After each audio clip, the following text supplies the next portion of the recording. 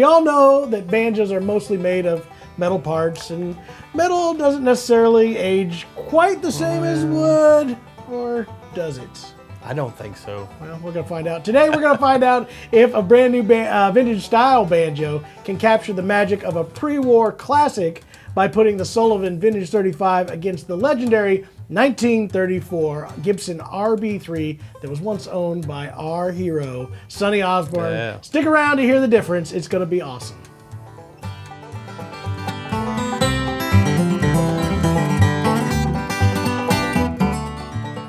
Well, welcome back, everybody, to the Acoustic Shop channel. Today, I've got my good friend Aaron McDarris in here. We're going to be talking banjos.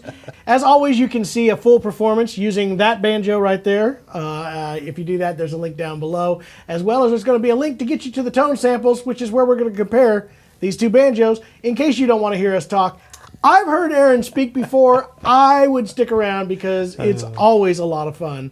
So definitely, we're going to talk about a little bit of the differences here. Not totally get into the weeds of the specs, but definitely kind of talk about what makes these banjos different. And like I said, do a blind test so you can see how different they actually sound. So it's going to be a bunch of fun, Aaron. It's going to be a blast. Anyway, I'll tell you a little bit about specs on both of these banjos. Actually, you know what? It'd be easiest. I will do the specs on the banjo I'm holding, and you can read those specs up there in case you don't already know your own specs on your own banjo. You probably don't. No, I just play it. Anyway, I just stand here and look pretty, or sit here. I am holding a brand new Sullivan Vintage 35. This one is in mahogany. You are holding... I am holding the 1934 Gibson RB-3, all original flathead, and it is mahogany. There you go. Well, so we're close-ish right here. Price tags, this is where we're going to differ a little bit. Mine comes in at $44.95. That's $4,495. If you were to buy one of these on the market right now, we're talking a minimum of... 150, 150,000, maybe on up. Probably even further than that. It would take a lot more than that to get it out of these hands. They are definitely built. This is built to be more like this. This is called the Vintage 35. They based it off of a 1935. It does have a rosewood fretboard, also to be comparable to the vintage ones. They do have their own roasted maple bridges on these banjos. The parts, a lot of these parts are coming from Pruka Banjo Works. You do have the Ricard tuners. Their own vintage 35 inlay pattern, which is really, really nice. Again, this does have the 2 consecutive rings on the resonator. As far as the pot assembly goes, you do have a red maple rim. I don't do the banjo specs that often, obviously, here. It is a red maple rim with their own Vintage 35 formula tone ring, which is this is what I don't get. Banjo guys, they get really, there's so many like nuances to the tone rings, and I'm like, aren't they all metal? Yeah, but I think... No, I'm just kidding. We are, I do know there is difference. There's is. holes, but this is their Vintage 35, which is meant to be the copy of the 1935 RB-3 that they had on hand when they built this. So, Aaron, kind of give us a little short history of this. Obviously, we know it comes from Sonny. Yep. This is the Rocky Top banjo. This is the banjo that recorded Rocky Top. So, in the story that I know that he told me, and Bobby actually told Mickey, our bass player and Ron Vincent's band, that he was driving back in the days when they drove taxi cabs in Dayton, Ohio. He drove past the pawn shop and saw this banjo sitting in the window, and he called Sonny up and said, "Hey, there's a banjo down here that looks like Earl Scruggs' banjo. You ought to come check it out." So he did. He went in there and bought it, paid $250 for it. Told me he paid, I think, $13 a week or a month, or however long it took him to pay it off. And but it is it's an original 5-string RB-3 flathead. And I guess at the time, I think that was the same time period where Don Reno and Earl Scruggs had swapped Granada and the 75, I think. And so at that time, they had the same inlay pattern and all that. I think that's probably, I'm guessing either that or the flathead part of it, which is what made Bobby say that. But Do you know roughly what year that would have been? 1956. 56. Actually, there's a big one of these days. Maybe we'll take this resonator off. He wrote a whole big thing in there about the banjo and the music store he bought it from. But in 1956, he said he used this banjo to record everything from that year till 1965, which puts this banjo in the MGM record days. So all the big catalog, a big catalog of their songs was recorded during that time period. So this banjo not only recorded Rocky Top in 1967, it has songs like Me and My Old Banjo, Bluegrass Express, Charlie Cotton, Cuckoo Bird. I believe Fair and Tender Ladies was in that at that same time frame, but that's awesome. So I mean, it carries not only Rocky Top, but carries a big part of that of bluegrass history. And for you guys who aren't as familiar with banjos, when he says an all original 5-string neck, that also makes it a very rare piece, because there were two things that makes these banjos. Nowadays, we considered it the standard look of a 5-string banjo with a flat head, tone ring. That was not as common. In fact, Gibson, during the time period when this banjo was built, was building more 4-string necks, plectrum necks, than they were 5 strings, as well as more arch tops than they were just for projection stuff.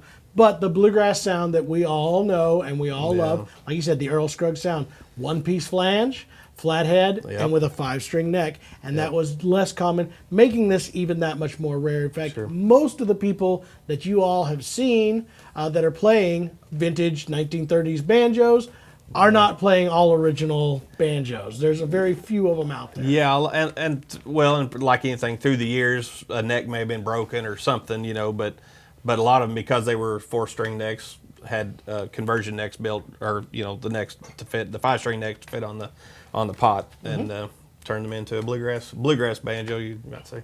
Yep. So again, very, very special piece. And now this is the blasphemous part where all you banjo players freak out when we start comparing it to a brand new banjo, because it's going to be a little bit different. This is like the guitar world as our mandolin world. It is hard for anybody to recreate the magic that happened out of those. And we're all still trying to figure out what that is. Everybody knows that age is a major factor in this. Was there a difference in how they were built? Probably. It's a hard call, because we keep talking about this on the channel. Instruments now are built probably better than they ever were. I know. I was just having this discussion with somebody the other day. It's like, we can't, as good of technology as we have, and the metallurgists that have sampled these and tried to recreate them, still can't get that sound. So we don't know if it's the age on that part of that, or if it's just, most people have said it might have been the way they poured the metal and it cooled, and just there's so many different things that it could be, but nobody really can put their finger on it, I guess, if it's kind of amazing. It's really, really weird, because like you were talking about, metallurgists they've analyzed so many different tone rings and stuff, and everybody has a different formula, and yet they all say that they're the same. So I don't know that Gibson even knew what the formula was. I'm not positive on this. I may be wrong. They even had outsourced their, pouring them rings, and then just brought them in. So I don't even know if they, for that matter, did know that, So now we got these companies that have obsessions of banjos. And there's a lot of them out there. Sullivan, Yates, Pruka banjos. They are obsessed with these vintage banjos. They've got their hands on them. They're trying to recreate it and give it more access to more players, because there's not a ton of those sitting out there, and not a lot of them that can be purchased. We just said a price point here. I don't know how many of you guys can walk out today and spend, $200,000 on a banjo.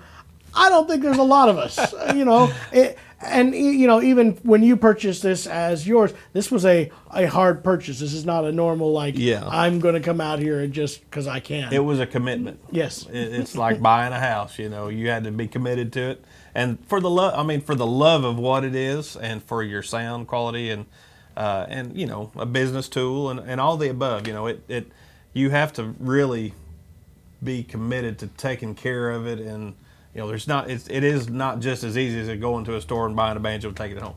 I will add to the new banjo builders, very, very good quality banjos being built in today's age. There was a time period there we didn't have that for a long time where there wasn't good quality banjos being built, or nobody was building them. But now there are. So yep, there's a lot of great banjos being built, like I said, and so yeah, that's what we're gonna do. Compare today a vintage one. We're gonna see what because honestly, parts wise, we're not talking about huge differences here. Right. It's not like we're talking with guitars where we changed woods completely out and did things totally different. So we're gonna see. It's got to be the age. It's got to be it's got to be a lot of different things. But we're gonna find out what that is. So we're gonna get Aaron to try out both of these banjos. Because believe me, I can make both of them sound bad, and neither one of them will you go, yeah, that's the one I want. I have faith in you. No, you don't. Oh, you yeah. don't. Oh, It's all right, though. One thing I have already figured out, you guys, if you're going to sit down and get a strap to help sit this, because this is about wearing my legs right out here. Anyway, we're going to get Aaron to try both these banjos out for you to see which one you can tell is the actual vintage 1934 Gibson RB-3.